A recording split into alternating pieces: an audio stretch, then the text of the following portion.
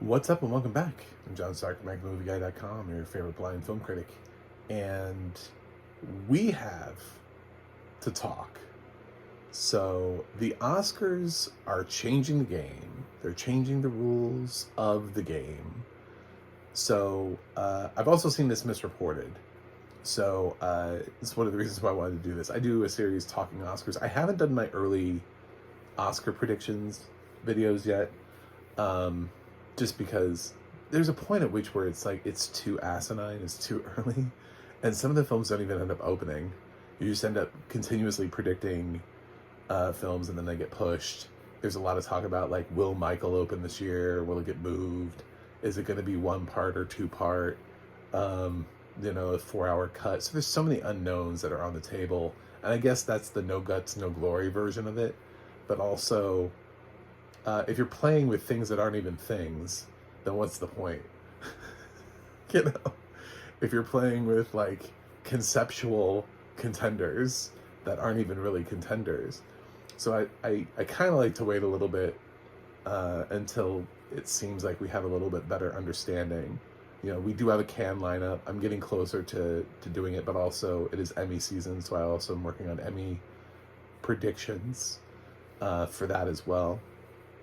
And now I have to think about mid-year awards for Astros, as I'm now a member of Hollywood Creative Alliance. So a lot of things. But for the Oscars, we have to talk about this new rule change that requires, they're tracking all of their members, and they're requiring that they watch. I think it's really interesting that there's a platform that they're going to have everything on, like an Oscars platform. For you to be able to watch. I don't know what the platform looks like, but I guess at home or on your tablet or whatever, of all the nominees. And you either have to attend an approved Oscar screening so you can get checked off the list of having seen the film, or you have to have watched it on your whatever method of choice while signed into the app. So, I mean, of course, that doesn't actually prove that you watched it. It just proves that you clicked play and then walked away from your device. The only way that you can actually prove anybody actually watched anything is by sitting there watching them watch it. Who's watching the watchers? But, I mean, there are ways around that, is what I'm saying. Like, if you really don't want to watch something, let's say you're an Oscar voter and you're just, gore is too much for you. But you have to watch the substance, otherwise you can't vote. But you want to vote for somebody else in the category. You want to vote for Best Picture. You want to vote for the other things, right? So you have to watch the substance. So you go into you pull out your iPad, log on thing, and you click play and you walk away. And then that counts as a registered watch. I mean, like, at this point, if Oscar voters don't end up voting in a category, they're just lazy. And I know you guys are all famous and have shit to do, but immediately I was like, this is an easy workaround. I get that they're trying to, but it eliminates lazy Oscar voters. People who are too lazy to even click play on something and let a device play out.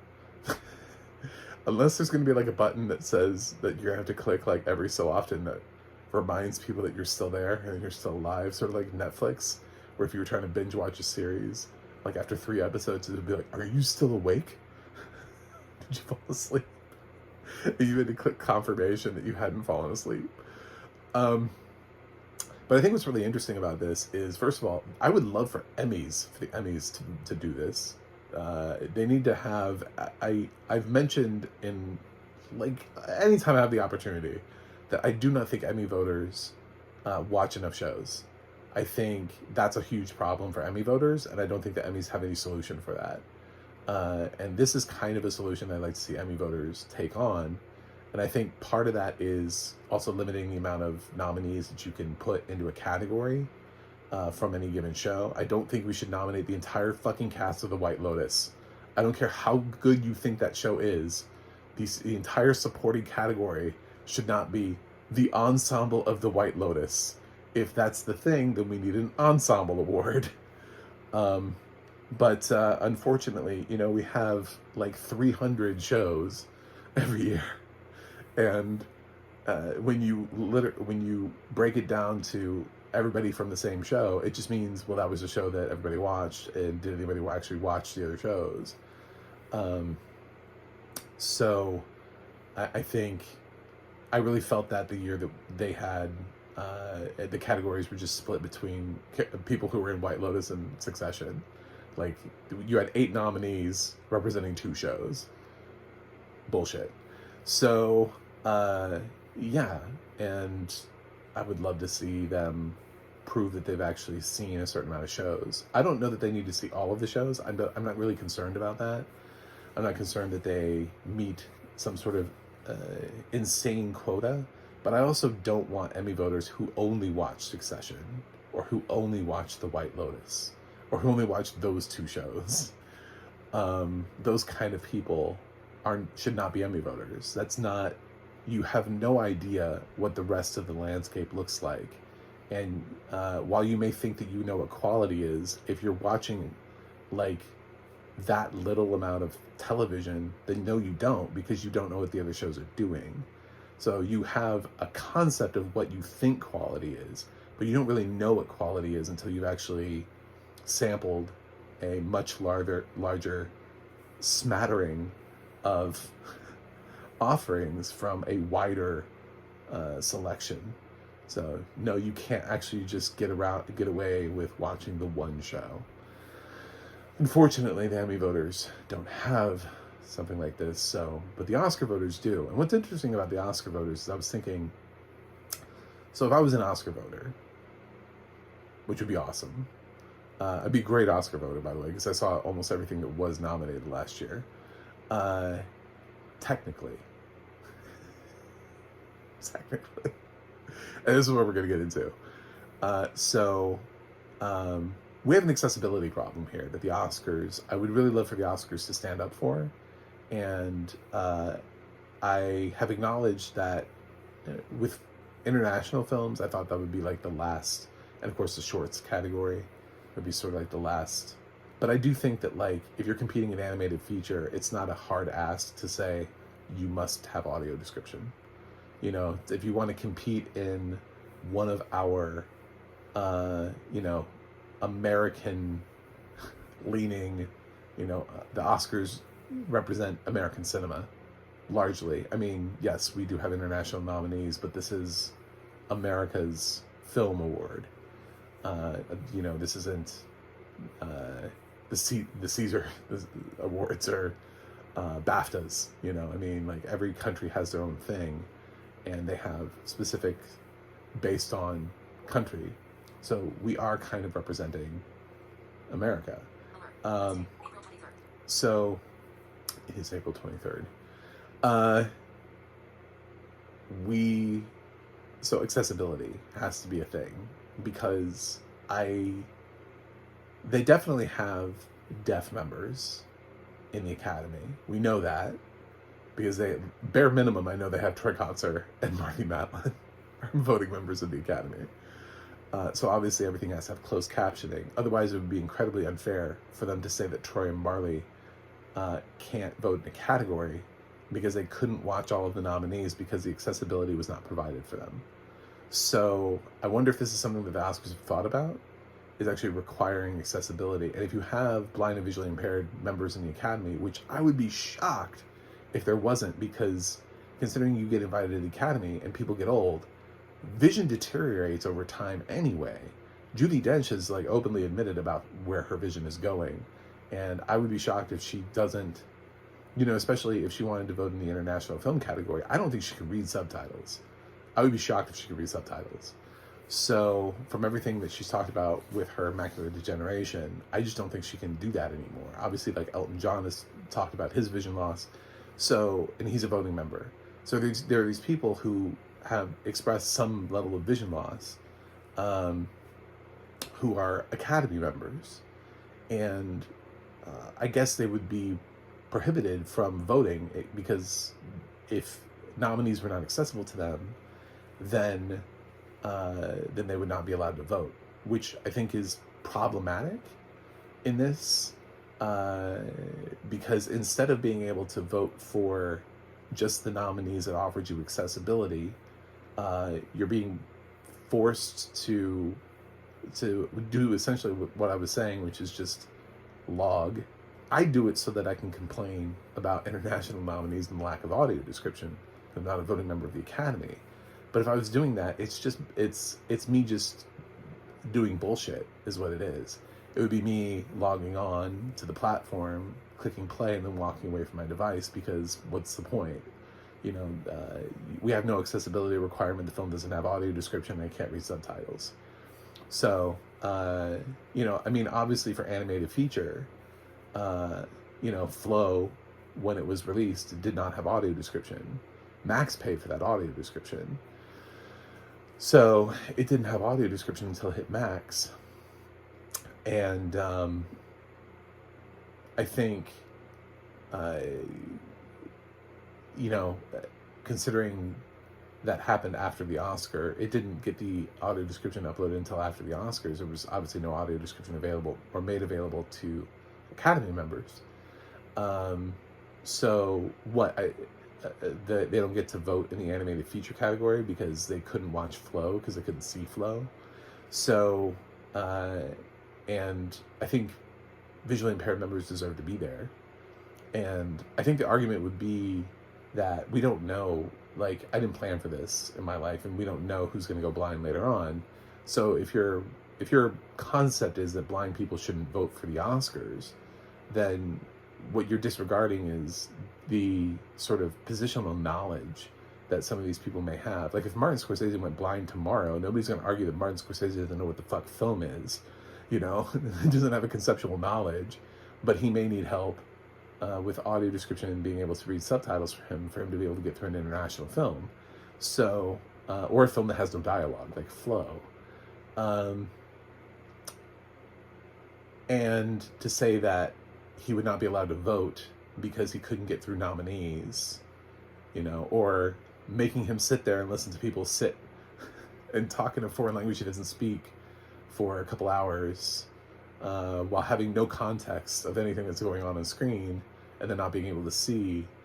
I just don't know. I think they need an accessibility requirement. That's where I'm going with this. And I've seen some people who reported this. Some lazy YouTubers have reported that you have to watch all of the films. No, you don't. You have to watch the films. You don't get to vote in a category unless you've logged all of the nominees in that category. And this is not to nominate. You don't have to watch every single film of the year, because nobody would vote. There would be nobody. If every Academy member had to watch 400 movies, there would be no one would be voting. So that's not a thing either. No, it has nothing to do with the nomination process at all. So it's still going to be the best campaign wins, because the best campaign gets the nomination. And then within the category, people have to choose the categories in which they want to watch. And then if they're going to vote for something, they have to watch everything that's in that category, or have logged a vote, which isn't that big of an ask. Most people should watch the 10 Best Picture nominees. And once you get those 10 Best Picture nominees, you will probably accidentally clear at least a few categories. So there were definitely a few categories last year that were populated with completely of nominees that were also in Best Picture. So you would be able to vote in those categories if you just watched 10 movies. If you only watched 10 movies from the previous year, you'd be able to be a valued voting member of the Academy. So, and then there will be some categories that you'll look at and you'll be like, well, I got 4 out of 5. All I have to do is watch this other nominee and I can vote in this category. So you can get pretty well through the categories. I think it's going to affect the short category the most, because people will have to be motivated to watch the shorts. Now, what helps is that often the shorts are presented together, so you just have to go watch the short screenings. And sometimes they're presented separately, but sometimes they're presented together. So if you go watch a screening where it's all of the shorts, then you've seen them all at once, you logged it, and then you're good to go. It's just whether or not, it's just motivating people who are really busy in Hollywood to take that time to vote for shorts. I just don't know. I think there are going to be less people voting for the short category. But there could also be less people voting for international film. There could be less people voting for documentary feature. there could be less people voting for, any category that has obscure nominees that people don't want to see, or controversial nominees that people don't want to see. That's the other thing too, is that if you have a controversial nominee and people are taking like a stance against it, and they're like, well, I'm not going to watch, I refuse to watch Roman Polanski's movie, then how does that affect the nominating process? Then that person's vote is lost, even though they weren't going to vote for Roman Polanski or his movie. They can't vote for anything else in that category unless they click play on the Roman Polanski movie. So, it's certainly an interesting switch. I would have loved for this to come along with an accessibility quotient that also required all nominees to be, to submit audio description. And I think the way that they could have gotten away with this is a shortlist. BAFTAs do shortlists, so they do shortlists all the way up through, like every category. Like even the acting categories have shortlists. So if you were shortlisted, that would be your heads up. And basically, in order to be nominated, you would have to meet the accessibility quotient in order to gain a nomination. If you make the shortlist but choose not to submit and meet the minimum accessibility requirement moving forward before the final voting is done, then your film is ineligible to be nominated. I think that's fair, because I think we had some really rushed audio description tracks last year for Emilia Perez and for Flow. I think those films both did not start with audio description and were commissioned with audio description at a certain point and were given about 2 weeks to put an audio description track together, which, I think it would encourage more people to think about accessibility going into the awards campaign. And if you're a strong contender anyway, you might as well go ahead and do it, so you don't have to do a rush job. So a film, a film that's heading into awards season with the weight behind it, like Flow, that looked like it was going to be a front runner for animated feature, would have figured out how to get audio description for it, knowing it was a lock for animated feature. But if it was on a short list and made to be ineligible without accessibility, then it would have had to get accessibility if it wanted the animated feature and that international feature nomination. So that's the way to go, because while the new rule seems like it's a game changer, really isn't, because again, you can just push play and walk away. So at this point, it's really just finding out who's lazy, who's too lazy to even bother, and those people probably shouldn't be voting anyway. But I guess the good thing is that what it is it's stopping people from voting for people in films that maybe they didn't see, but they just want to vote for that actor. You know what I'm saying? Like, I didn't actually see the Tom Hanks movie, but I'm a big Tom Hanks fan, so I'm going to vote for Tom. I guess it stops that, because at least you have to check that film off your list, but even then you can still push play and then walk away. But if you're a huge Tom Hanks fan, then why wouldn't you watch it? So, anyway, that's the rule change. If somebody has previously reported to you that you have to have seen all of the films, no. You do not have to see all of the nominated films across all of the categories before you can vote for any category. You just have to have seen all of the nominees in the categories that you are voting for. So if, for example, you watch the Best Picture nominees, so then you focus, you're an actor, right? So then you focus on the acting nominees, and you fill in with all of the other films that weren't nominated for Best Picture, so that way you get all your acting nominees. You would be eligible to vote for Best Picture, the 4 acting categories, and also likely at least a few downstream categories that were populated fully. Usually, like, editing is like 100% Best Picture nominees. I think this year it was. It usually is considered a strong precursor. So you'd be able to vote for, like, editing. Maybe like a screenplay category, there are some things that you'd be able to vote for. Score, probably, in most years. Yeah, yeah. So cinematography is maybe, it depends. So, but then you wouldn't be able to vote in some other categories unless you went to the trouble to specifically watch those films. So, yeah, just watching I'm Still Here would not have allowed you to vote for international feature and Amelia Perez. You would have actually had to watch the other three nominees in that category. So that's it. So that's my thoughts on the rule change. Thanks for watching. Thanks for subscribing, and I will see you guys on the other side.